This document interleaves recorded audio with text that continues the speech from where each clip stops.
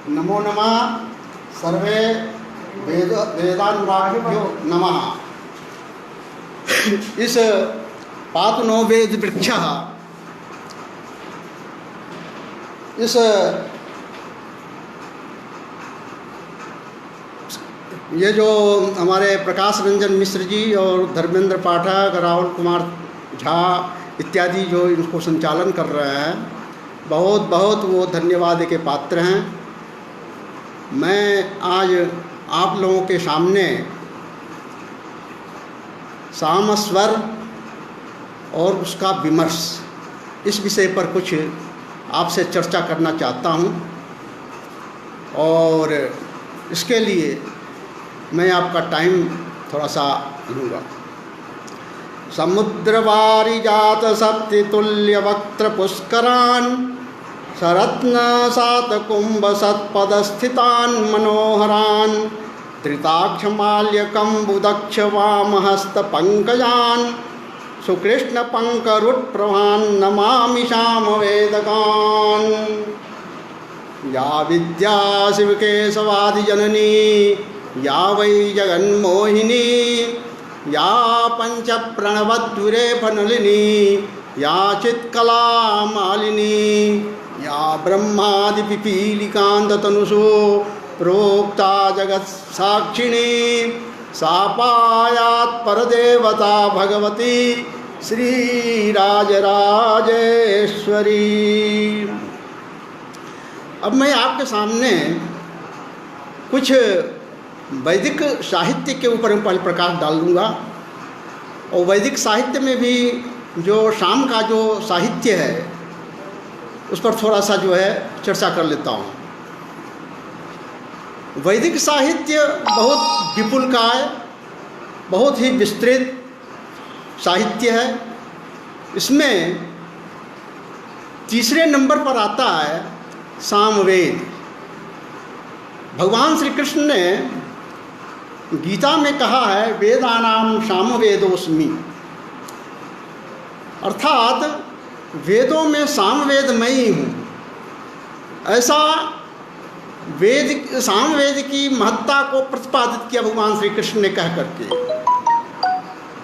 वेद की 1131 शाखाएं किसी ज़माने में थी, जो आज 11 या 12 शाखा में आकर के सिमट गई है।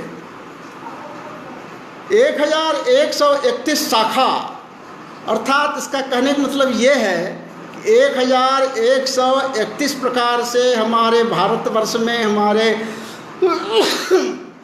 देश में जो है कर्मकांड का विधान था, जो धीरे धीरे अब लुप्त हो गया। अब तो यूँ समझिए कि कलौ माध्यन्दिनी शाखा कलौ चंडी विनायकौ, कलयुग में सिर्फ माध्यन्दिनी शाखा का ही पूछ होगा और कलयुग में जो है सिर्फ ये चंडी और विनायक के ही अर्चना होंगे। अब मैं सामवेद के ऋग्वेद का जो मुख्य है वो शाकल संहिता, और ये ऋग्वेद के शाकल संहिता के अनुसार उसमें जो है संहिता में 10,587 मंत्र उपलब्ध होते हैं और यजुर्वेद में 1875 मंत्र 1875 मंत्र के आसपास में इसमें भी उपलब्ध होते हैं। सामवेद में भी 1875 मंत्र उपलब्ध हैं। अथर्ववेद में भी करीब 6000 के आसपास में मंत्र इसमें संग्रहित किए गए हैं। तो किसी ज़माने में ये हम लोगों के गुरुजी वगैरह यह उक्ति दिया करते थे, यह बतलाया करते थे कि वेद में 1 लाख मंत्रों का संकलन था। वहाँ 1 लाख मंत्र इस समय लगभग लुप्त हो गया। करीब 17-18 हज़ार मंत्र ही जो है उपलब्ध है। अब मैं आपको अपने सामवेद पर ले आता हूँ जिस पर हमको बोलना है। तो सामवेद सहस्र शाखा वर्तमान सामवेदः ऐसा कह करके जो है आचार्यों ने इसकी महत्ता प्रतिपादित की है। 1000 शाखाओं में से वर्तमान में जैमिनी, रामायणी और कौथमी ये 3 शाखाएं उपलब्ध होती हैं। जैमिनी और रामायणी ये दक्षिण भारत में इसके प्रचार प्रसार हो रहे हैं, लेकिन कौसुमी शाखा उत्तर भारत में किसी ज़माने में प्रचलित थी, जो अभी देखने को प्राप्त नहीं होता है। इसके प्रचार प्रसार बिल्कुल ही लुप्त होते जा रहे हैं। ये जो कौसुमी शाखा भी जो है, वो कौसुमी शाखा भी 2 प्रकार से, 2 पार्ट इसके हैं। कौसुमी शाखा मध्य संप्रदाय और गुज्जर संप्रदाय। और भी शाखाएं होंगी, लेकिन अभी वर्तमान में मध्य और गुज्जर शाखा ये जो है प्रसिद्ध। मध्य शाखा तमिलनाडु इत्यादि अर्थात दक्षिण भारत में प्रचार प्रसार इसका हो रहा है। उत्तर भारत में कौसुमी शाखा का प्रचलन किसी समय में था, जो वर्तमान में इक्के दुक्के ही रह गए हैं।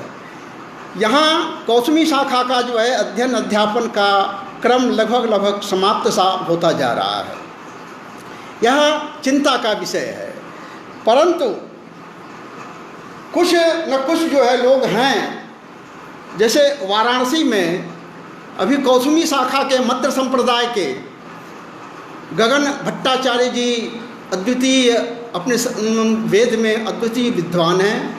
रामायणी शाखा भी वर्तमान में भी संपूर्णानंद संस्कृत विश्वविद्यालय में विजय कुमार शर्मा जी अभी 5-6 महीने हो रहे हैं, वहाँ पर उनका जो है व्याख्याता प्रोफेसर के पद पर वहाँ पर नियुक्ति मिली है। इसलिए ये न के न प्रकारेण थोड़ा बहुत जो है इसका प्रचार प्रसार तो हो ही रहा है। सामवेद में, सामवेद का जो साहित्य है वो बहुत विपुल साहित्य, बहुत बड़ा साहित्य है इसका। मैं जहाँ तक समझता हूँ कि सामवेद संहिता जितना ही अल्पकाय है, उतना ही उसके साहित्य, उसके प्रातिशाख्य, उसके लक्षण ग्रंथ बहुत ही ज़्यादा हैं। जैसे लक्षण ग्रंथ में यदि लीजिए तो ऋक्तंत्र, अक्षर तंत्र, साम तंत्र, पुष्प सूत्र, मात्रा लक्षणम, निदान सूत्रम, उपनिदान सूत्रम इत्यादि बहुत से जो है प्रातिशाख्य, बहुत से जो है ये प्राप्त होते हैं। लेकिन इसकी अध्ययन अध्यापन की व्यवस्था अब संप्रति मेरे ख्याल से नहीं रहा है। इसी तरह से इसके जो स्रोत सूत्र हैं, स्रोत सूत्र भी विस्तृत हैं। ये लाट्यायन स्रोत सूत्र, दरायायन स्रोत सूत्र इत्यादि सूत्र, स्रोत सूत्र भी हैं, ग्रीस सूत्र भी हैं। सभी जो है अभी मुद्रित होकर के प्रकाशित हुआ है, मिल रहा है, वर्तमान में मिल रहा है। अब मैं कुछ प्रातिशाख्य के ऊपर में वर्णन डाल करके फिर आगे मैं आपको सामवेद के उच्चारण की प्रक्रिया और उसका कुछ विमर्श और हस्तस्वर पर इसका किस तरह से संचालन होता है वो मैं आपको प्रतिपादित करूँगा। सामवेद में ऋक्तंत्र, अक्षरतंत्र और सामतंत्र और पुष्प सूत्र, ये 4 प्रातिशाख्य मुख्य हैं। मात्रा लक्षणम इत्यादि गान के लिए बहुत ही उपयुक्त हैं, लेकिन ये 4 प्रातिशाख्यों का थोड़ा सा हल्का सा परिचय देते हुए मैं आपको आगे फिर ले जाता हूँ। ऋक्तंत्र में जो है प्रतिपाद्य विषय जो है वह गीतियों के आधारभूत जो ऋचाएँ हैं, जो सामवेद में गाया, सामवेद संहिता, ऋग्वेद संहिता से वो सामवेद संहिता में उसको सिर्फ गान के लिए लिया गया है, इसीलिए ऋच्यत धूढ़म साम ऐसा कहते हैं, शास्त्रकार ऐसा कहते हैं। तो उस आधारभूत जो ऋचाएँ हैं, उन ऋचाओं की संधि, सत्व प्रकरण, णत्व, दीर्घ, लोप आदि का सब प्रमाण इसमें विश्लेषण किया गया है। यह प्रातिशाख्य मात्र सामवेद संहिता तक ही सीमित है। सामवेद संहिता में किस तरह से कौन सा वर्ण उच्चारण होगा, कौन सा वर्ण जो, कौन सा अक्षर जो किस तरह से उच्चरित होगा, इसकी सारी व्यवस्था इसमें इन्होंने दिया है।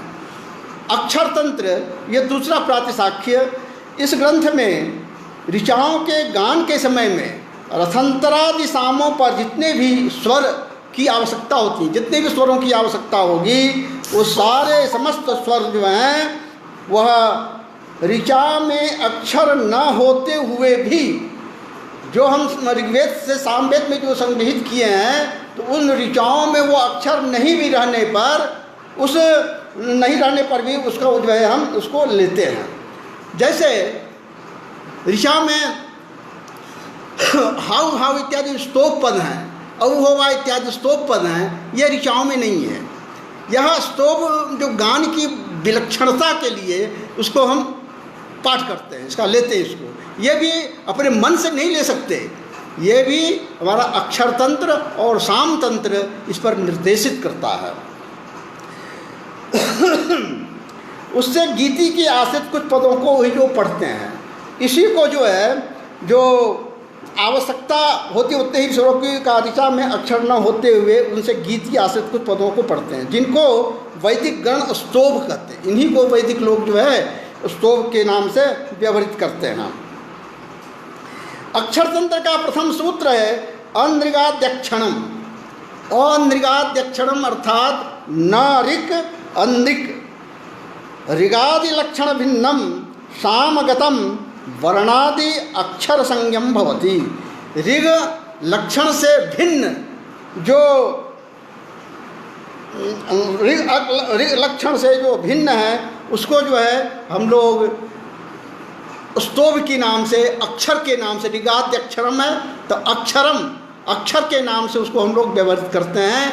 इसी को ये अक्षर तंत्र में जो है अक्षर के नाम पर ही जो है स्तोभों की कल्पना की गई है। इस पृथ्वी के इस सूत्र की व्याख्या अवसर पर आपिसली, आचार्य आपिसली ने भी कहा है कि न ऋगादि अनृगादि ऋग लक्षणादि भिन्नम सामगतम वर्णादि अक्षर संज्ञम भवति। इसके जो ऋग अक्षर से भिन्न जो ऋग लक्षण के ऋग वेद के मंत्रों से जो पृथक जो वर्ण है उसको जो है हम अक्षर संज्ञा के रूप में कहते हैं, और उसी को अच्छा अक्षर को ही जो है ये स्तोभ कहा गया है। स्तोभ जैसे आ, औहोवा, उप, मोई, उप, उम इत्यादि, औहोवा इत्यादि ये सब जो है स्तोभ के नाम से कहे गए हैं। मीमांसक भी जो है इसको इस प्रकार कहते हैं कि अधिकम च विवरणम च जैमिनी स्तोभ शब्दात्। जो ऋचाओं में पठित नहीं है, ऋचाओं के से अतिरिक्त जो पद है उसको जो है स्तोभ की संज्ञा आचार्य जैमिनी ने भी दिया है। स्तोभ भी दो प्रकार के होते हैं, जैसे एक सार्थक एक निरर्थक। जिसमें नृम्णे, निधि मही, अग्निष्टपति आदि ये पद जो हैं ये सार्थक पद हैं।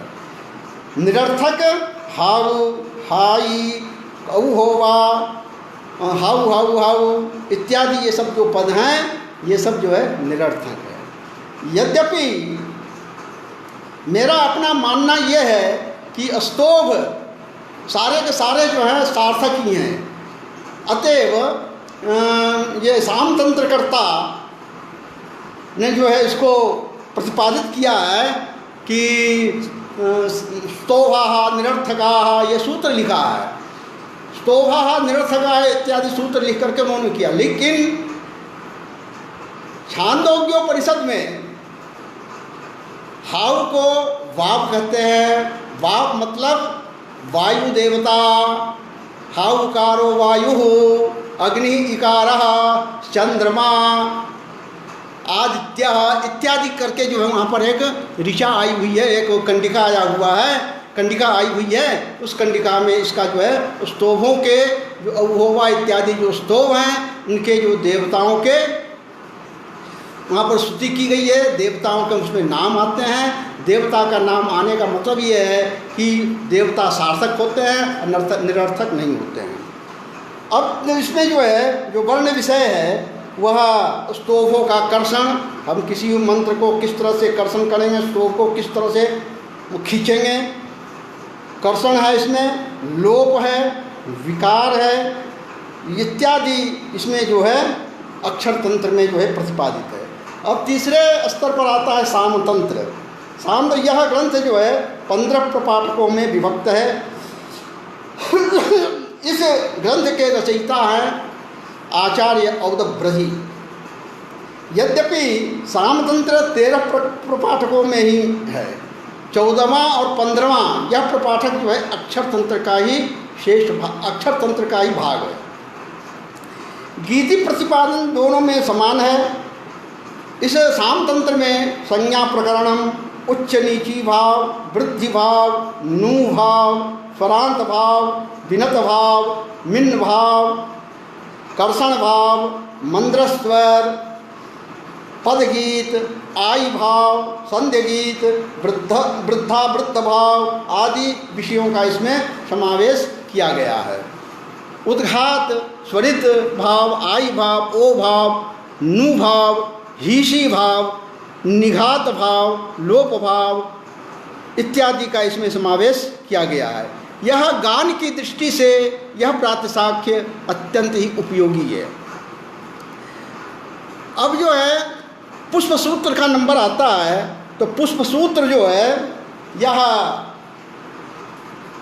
मैं आपको कहना भूल गया कि सामवेद संहिता पूर्वार्चिक और उत्तरार्चिक के भेद से 2 प्रकार के हैं।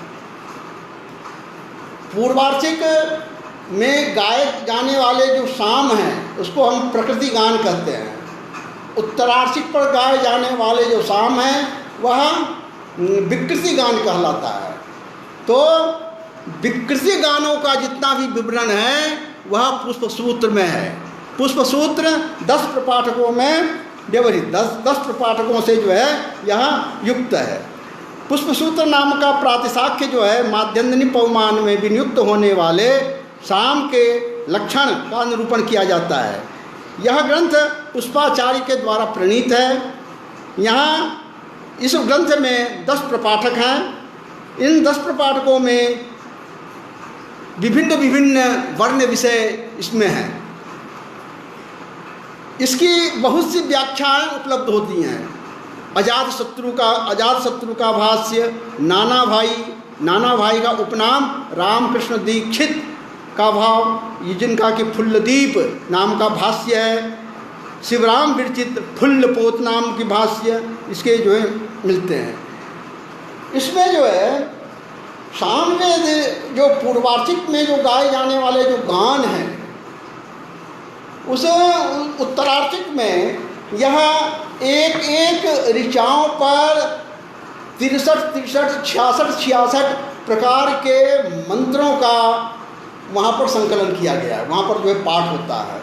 यहाँ बृहद रथंतर आदि जो यज्ञ होते हैं, सोम याग के ऊपर के जो यज्ञ होते हैं उन यज्ञों में इनका मंत्र जो है व्यवहृत होता है। वहाँ पर जो है उद्गाता नामक ऋत्विज इसको गाता है। अब जो है इसमें जो सामवेद संहिता है, सामवेद संहिता या ऋग्वेद संहिता, इनमें जो है 9 पद सय्या होती है। इसके लिए जो है शिक्षाकारों ने प्रतिपादित किया है कि अंतोदात्तम, आदुदात्तम, अनुदात्तम नीचस्वरितम, मध्योदात्तम स्वरितम, व्युदात्तम त्रिदात्तमिति पद संज्ञा। अग्नि सोमा प्रभो वीर्यम हवीषाम स्वर बृहस्पति इंद्रा बृहस्पति इत्यादि। यहाँ 9 मंत्रों का एक खंड, 9 मंत्रों का पद यहाँ पर जो है उदाहरण के रूप में प्रस्तुत किया गया है। अर्थात कहने का मतलब यह है कि पदम अंतोदात्तम भवति, पद जो है अंतोदात्त होता है। जैसे अग्नि अग्नि, ग्नि जो है अंतोदात्त, वहाँ उदात्त संज्ञक है ये। फिर अनुदात्त पद जैसे वह यहाँ, और ये उदात्त पद जो यहाँ पर जो लिया है तो वो ऋग्वेद संहिता में इसका कोई भी अंकन नहीं होता है। ऋग्वेद संहिता में अनुदात्त उदात्त जो है उसको उसमें कुछ भी संकेत नहीं देते हैं। अनुदात्त में नीचे जो है एक रेखा देते हैं और स्वरित पर जो है एक ऊपर रेखा देते हैं। तो अनुदात्त और स्वरित का तो चिन्ह है ये ऋग्वेद में भी, यजुर्वेद में भी और ये अथर्ववेद में भी। लेकिन सामवेद में एक को जैसे अग न आ, तो उदात्त को बोध कराने के लिए अंगुली के पर्वों पर एक अंक का जो है एक हम अंगूठा उठाते हैं, और अनुदात्त को प्रदर्शित करने के लिए हम 2 का प्रदर्शन करते हैं। 3 का जो अंकन होता है यह मात्र स्वरित के लिए ही होता है। और उसमें भी जब सामवेद में कहीं कहीं 2 र, 2 क, 2 उ इत्यादि सामवेद संहिता में यह प्रिंटिंग मुद्रित पुस्तकों में जो है ये आपको प्राप्त होता है। तो यहाँ पर जो है जो पद उदात्त पद जो है वह जैसे कि प्र पर क्या है, एक। सामवेद में एक है, ऋग्वेद में कुछ भी अंकन नहीं है, अर्थात वो उदात्त हो गया। और अनुदात्त पद जैसे वह, सामवेद में ये 3 आएगा और ऋग्वेद में जो है वह पर जो है नीचे का लकीर आएगा। हविषाम, हविषाम यहाँ पर जो है ये मध्योदात्त है, अर्थात मध्योदात्त मध्य में उदात्त है। तो यहाँ पर जो है वी पर 1 आएगा, हविषाम 2 पर 2 आ जाएगा। और यह जो है ऋग्वेद में ह पर अनुदात्त लकीर है और वी पर जो है कुछ नहीं है, और शा पर जो है ऊपर की लकीर स्वरित का लकीर आ जाएगा। स्वरित जैसे स्वह, स्वह हमारे सामवेद में जो है 1 का अंकन आएगा, और यहाँ पर जो है ऋग्वेद आदि में जो है एक लकीर आ जाएगी। द्विउदात्त जैसे बृहस्पति इत्यादि, यह जो है 9 प्रकार की संज्ञा का जो है यहाँ पर व्यवहार किया गया है। कोई शास्त्रकार कहते हैं कि 9 प्रकार की ही क्यों, ये तो 11 प्रकार का होना चाहिए पदसंज्ञा। लेकिन यहाँ पर वाजसनी प्रातशाख्य में जो है आचार्य कात्यायनी ने प्रातशाख्य सूत्र में एक सूत्र कहा है कि स्वरित व्रजम एकोदात्तम। इसका अभिप्राय यह है कि प्रातशाख्य सूत्र के भाष्य में उब्बट ने कहा कि स्वरित के 4 भेद होते हैं, आदि स्वरित, मध्य स्वरित और अंत स्वरित। इसी प्रकार से ये आद्युदात्त, मध्योदात्त, अंतोदात्त, इस तरह से जो है इसको 8 पार्ट में बांट करके 8 पार्ट में जो है विभाजित किया गया है। या इस तरह से या उदात्त, अनुदात्त और स्वरित इत्यादि की जो है विवेचना की गई है। अब सामवेद के 2 भेद हैं। साम संहिता 2 प्रकार की होती है, छंदस संहिता और गान संहिता। छंद संहिता में गायत्री आदि छंदों के ऊपर लिखी गई जो ऋचाएँ हैं वह है। इस छंद संहिता के ऊपर उदात्तादि वर्णों का संकेत 1, 2, 3 अंक लिखकर किया जाता है। जैसा कि ऋग्वेद में उदात्तादि स्वरों का बोध केवल लकीर खींचकर किया जाता है, ऋग्वेद में उदात्त स्वर का कुछ चिन्ह नहीं होता है, जबकि अनुदात्त तथा स्वरित चिन्हों के अतिरिक्त जो वर्ण है वही उदात्त कहलाता है। अनुदात्त का चिन्ह अक्षर के नीचे एक आरी रेखा और स्वरित का चिन्ह अक्षर के ऊपर खड़ी रेखा करके प्रदर्शित किया जाता है। इसी प्रकार सामवेद में उदात्त चिन्ह के लिए 1 जैसे आया ही, स्वरित का चिन्ह 2, आया ही 2 का अंक है, और अनुदात्त दिखाने के लिए सामवेद के 3 अंक लिखा जाता है, वी, त, ये इत्यादि।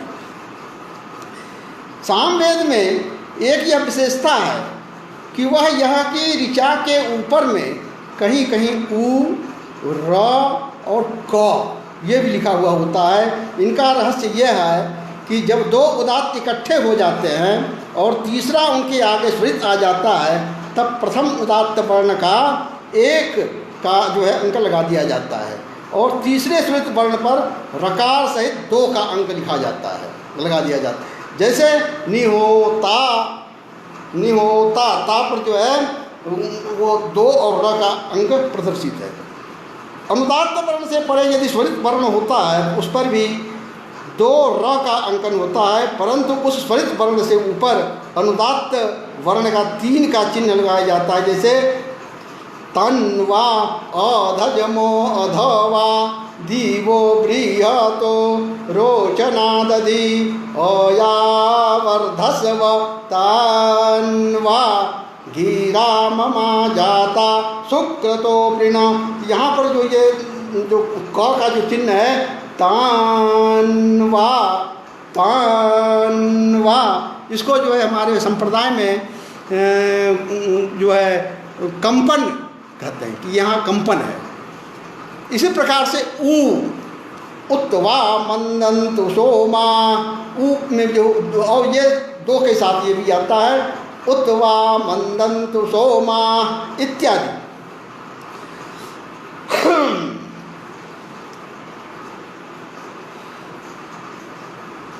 यहाँ गीति का स्वर जो है, जो गान में जो गाए जाते हैं स्वर, वह नारदीय शिक्षा में 7 प्रकार का इसका उल्लेख मिलता है कि सप्तस्वरास्त्रयो ग्रामा मूर्छनास्त्वेकविंशति ताना 51 इत्येते स्वरमंडलम, अर्थात 7 स्वर 3 गांव 21 मूर्छनाएँ और 49 जो है 49 जो है इसके जो है ताना 51 तान, यह नारदी शिक्षा में जो है व्यवहारित है। लेकिन इतने स्वरों का संगम, इतने स्वरों का उच्चारण मैं जहाँ तक समझता हूँ इस भूलोक में संभव नहीं है। ये महर्षि नारद के अलावा इनको कोई भी उच्चारण करने में समर्थ नहीं हो सकता है। कोई सामवेद के जो गान आदि हैं उसको ही कोई जो है सही ढंग से वो नहीं कर पाता है, ये बतला ही नहीं सकता है कि हम किस स्वर में गा रहे हैं। जैसे यहीं पर नारदी शिक्षा में ही जो है ये कहा गया है कि अंगुष्ठस्योत्तमे पृष्ठे यंगुष्ठ प्रथम स्वर प्रदेशिन्यां तु गांधार ऋषभस्तदनन्तरम् अनामिकायां सर्जस्तु कनिष्ठायां च दैवता तस्याधस्ताच्च योन्यस्तु निस्तुतं तत्र विन्यसेत इत्यादि कह करके जो है यह सप्त स्वरों का जो है यहाँ पर तो विवेचन तो कर दिया है। लेकिन संप्रदाय से अपरवत्वाद संज्ञत्वात् अव्ययत्वाच्च नित्यसा मंद्रो नहीं भूतस्तु परिस्वार इति स्मृतः। यह जो है 10 प्रकार अंगुलियों पर जो निर्देश होते हैं वह 10 अंकों तक का जो है व्यवहार किया जाता है। लेकिन बहुत से संप्रदाय में सप्तस्वर तक का ही जो है निर्देश मिलता है, सप्तस्वर का ही जो है प्रदर्शन देखने को मिलता है। जैसे मध्य संप्रदाय में सप्तस्वर तक का ही देखते हैं, हाथ में कोई भी उनका संचार अलग से नहीं होता है। लेकिन गुज्जर संप्रदाय में जो मंत्रों का जो अभ्यास होता है, मंत्रों का जो उच्चारण होता है, वो सप्तस्वर और 3 ये तीनों स्वरों को जो है प्रणत, विनत और उत्स्वरित ये कहते हैं। तो इनका जो है नारदी शिक्षा में तो इसका उल्लेख है। लेकिन कोई यह नहीं कह सकता है कि जैसे ओगनाई आयाई वोई तो याई तो याई गृणानो व्यदातो याई तो याई नाई हो तासा आ साई बा औ हो वा ही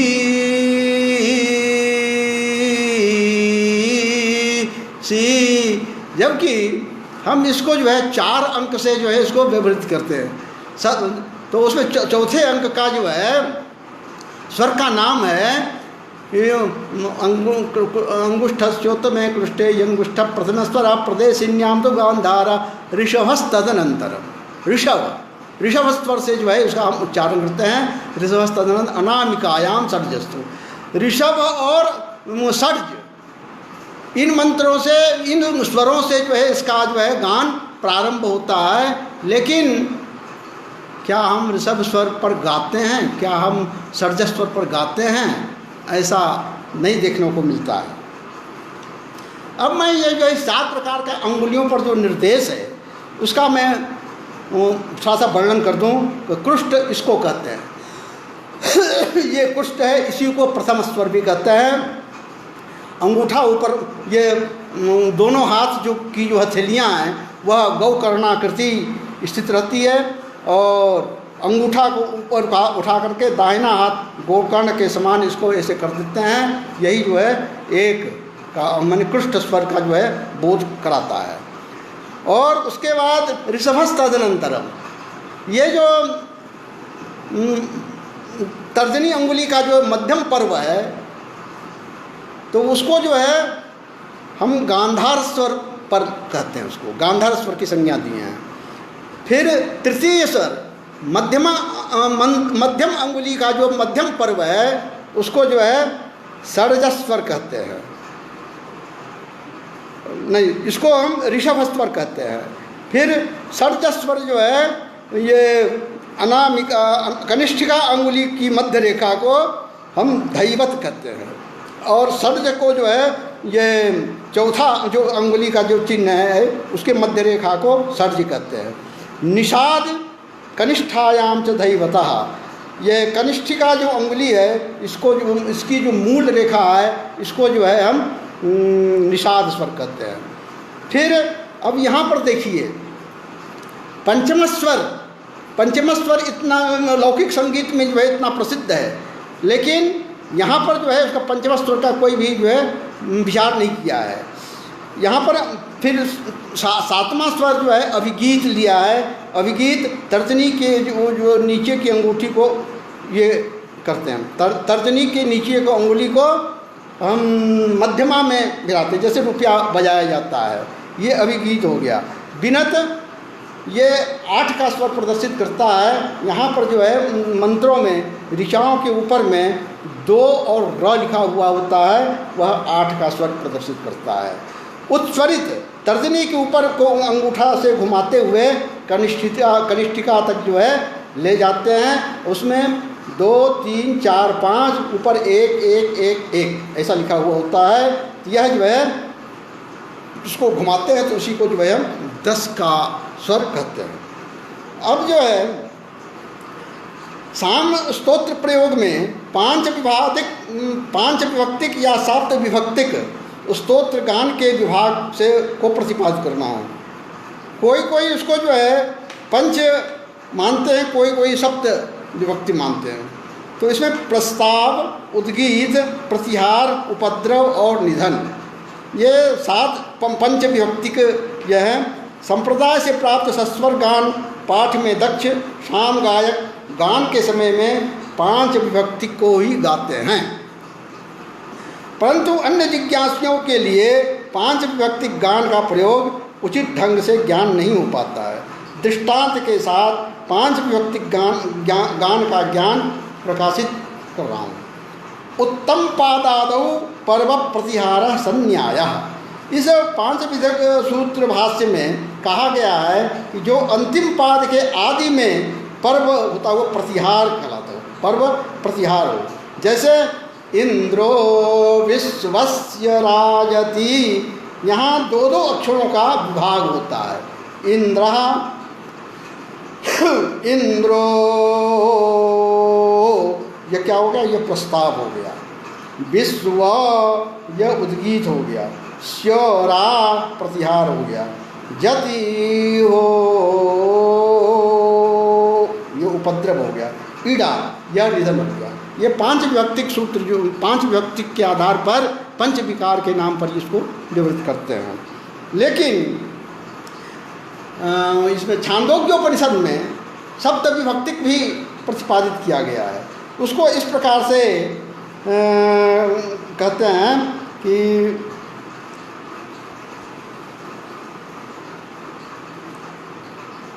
प्रस्ताव, आदि, उद्गीत, प्रतिहार, उपद्रव, निधन, ये 7 प्रकार के जो है इसको भी बतलाते हैं सत्य विभक्ति उसमें। अब यहाँ पर ये जो बैराज नाम का एक साम है जो ग्राम्य के गान में पठित है, उसमें बैराज नाम के साम ये एक पदी है। इंद्रो यह प्रस्ताव हो गया, विश्व ये उद्गीत हो गया, स्यरा ये प्रतिहार हो गया, जति हो ये उपद्रव हो गया, ईडा निधन हो गया। इसका जो है संपूर्ण जो मंत्र है, ऋचा है, वह इंद्रो विश्वस्य राजति। इसका जो बैराज नाम का जो साम है, इंद्रो विश्वस्य राजति ईडा, यह जो है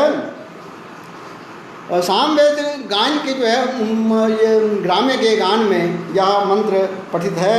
और जब जो मंत्रों का जो विभाग होता है, जो ये जो यज्ञादि में जो कौन क्या बोलेगा, प्रस्ताव क्या बोलेगा, उद्गीत क्या बोलेगा इत्यादि का जो विवरण मैं थोड़ा सा आपको बतला दे रहा हूँ। जैसे मंत्र का आरंभिक भाग है प्रस्ताव, यानी हुम, हुम्मा, यह प्रस्ताव हो गया। और इसको जो हुम को जो है ओग्नाई इत्यादि जो है यह प्रस्ताव करेगा। इसका उच्चारण प्रस्तोता मात्र करता है। प्रस्तोता नामक जो ऋत्विक होता है वह इसमें करेगा। क्यों कि इसमें सामने सामने हिंग कुरियो ये लाट्यायन सूत्र में प्रतिपादित है। इसी को मान करके ये जो है सामने सामने हिंग कुरियो, प्रत्येक सामने जो हिंकार किया जाता है। अब जो है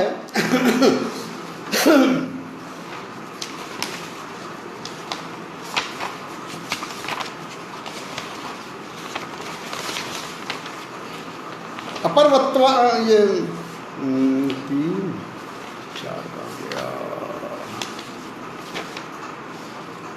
उद्गीत नामक ऋत्विक जो है वह उद्गीत का गान करता है।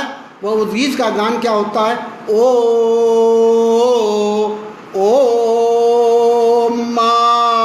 यह उद्गाता नामक ऋत्विक जो है यज्ञ में मुख्य ऋत्विक होता है। उद्गीत का आरंभ ओम शब्द से होता है। ओम शब्द को जो है गायन में ओ ओम इत्यादि कहते हैं।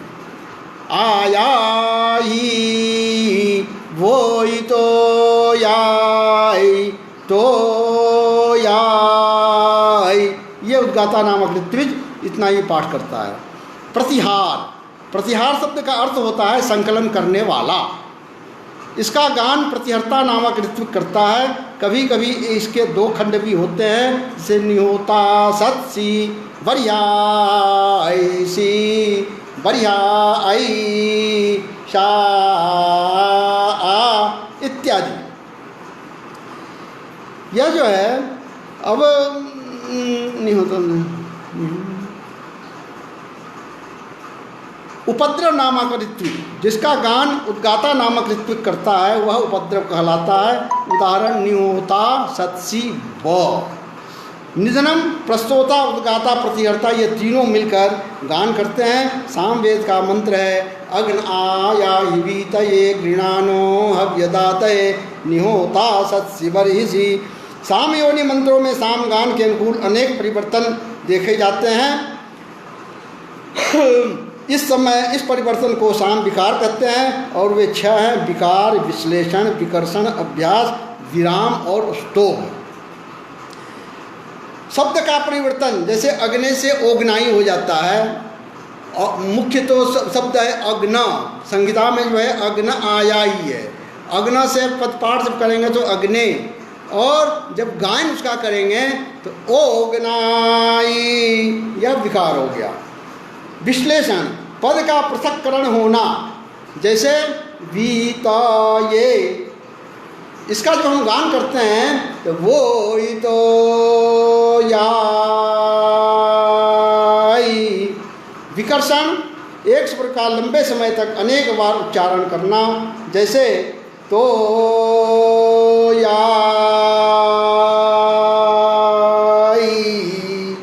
इसका 2 बार भी उच्चारण किया जाता है। अभ्यास किसी भी पद का पुनः पुनः उच्चारण करना, जैसे तो याई इत्यादि, इसको 2 बार करना। विराम किसी पद को के मध्य में सुलभता के लिए विराम करना, गृणानोह गृणानोह, यहाँ पर ह पर रुकना। इस प्रकार से जो है स्तोभ, स्तोभ को जो है पहले मैंने कह दिया कि औ होवा, हाउवा, हाउ, राई इत्यादि ये गानानुकूल स्तोभ हैं और गान को विलक्षण बनाने के लिए इस स्तोभ का प्रयोग किया जाता है।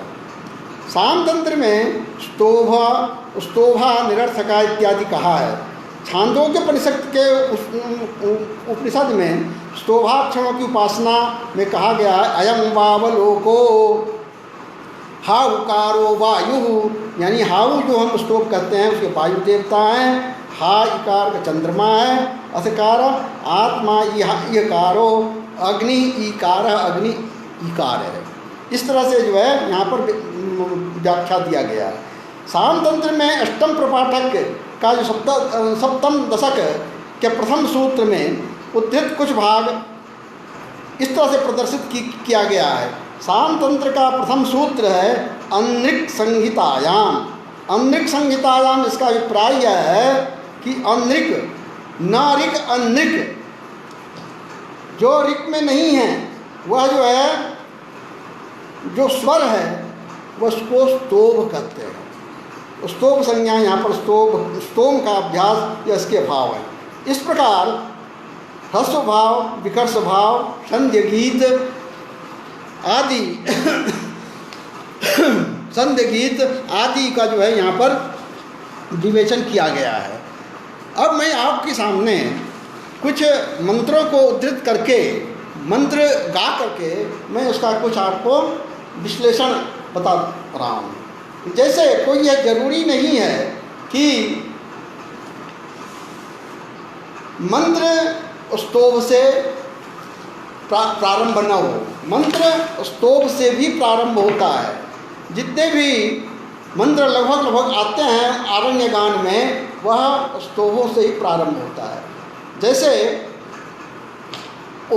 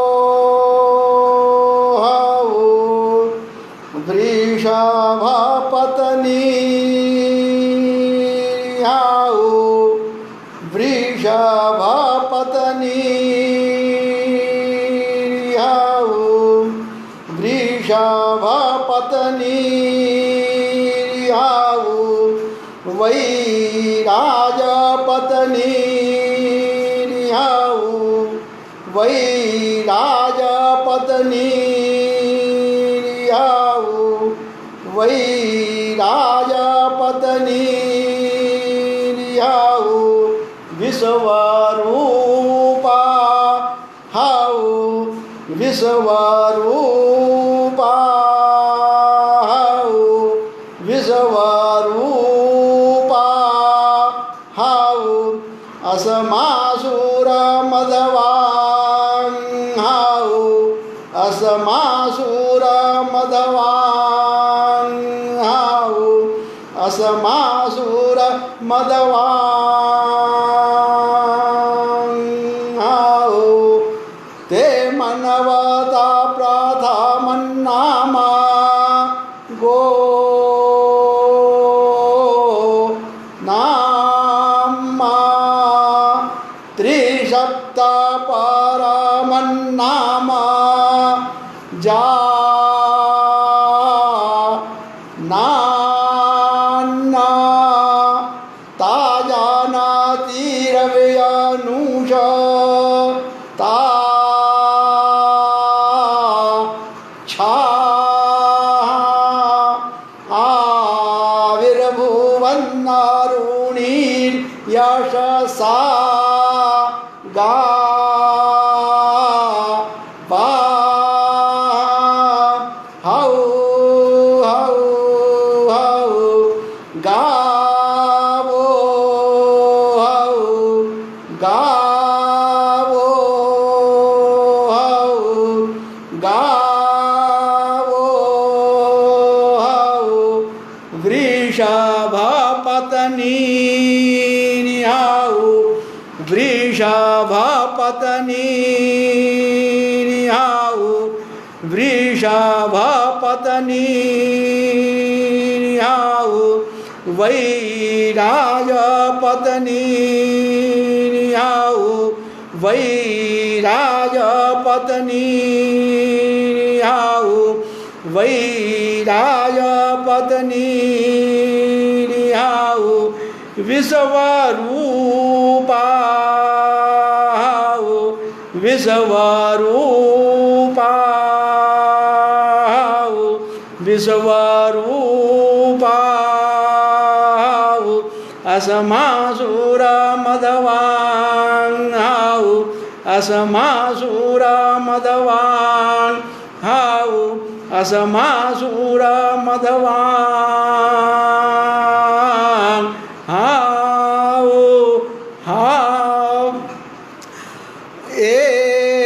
गावो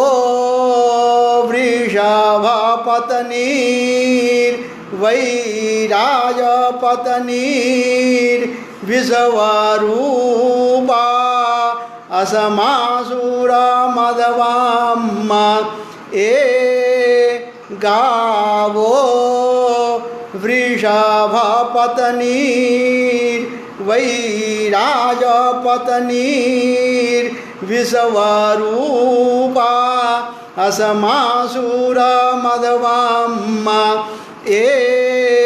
गावो वृषभपत्नीर्वैराजपत्नीर्विश्वरूपा असमासुरमदवाम्। इसी प्रकार से हाउ हाउ जो ये पद आया यह स्तोभ है, और कोई ज़रूरी नहीं है कि हम ऋचा के आद्याक्षर को लेकर के ही जो है हम गान गावें, और लेकिन ग्राम्य के गान में आपको इसी प्रकार के उदाहरण काफ़ी मिल जाएंगे, जैसे आरोह अवरोह। ये इसमें सामवेद गान में जो है ना आरोह अवरोह का भी एक महत्व है।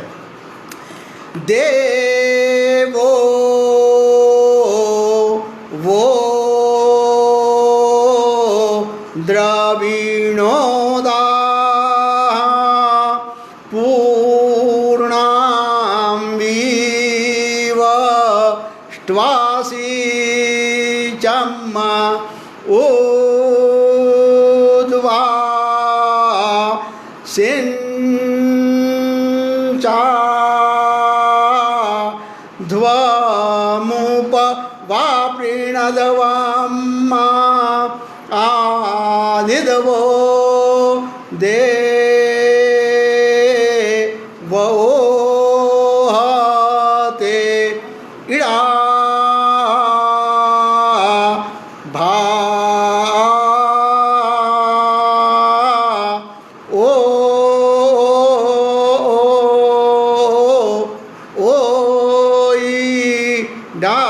अब मैं यहीं पर इस वाक्य को समाप्त करता हूँ, और आज का जो सामवेद स्वर एवं विमर्श आपने श्रवण किया, आपने टाइम निकाल करके सुना, उसके लिए आप लोगों को बहुत बहुत धन्यवाद।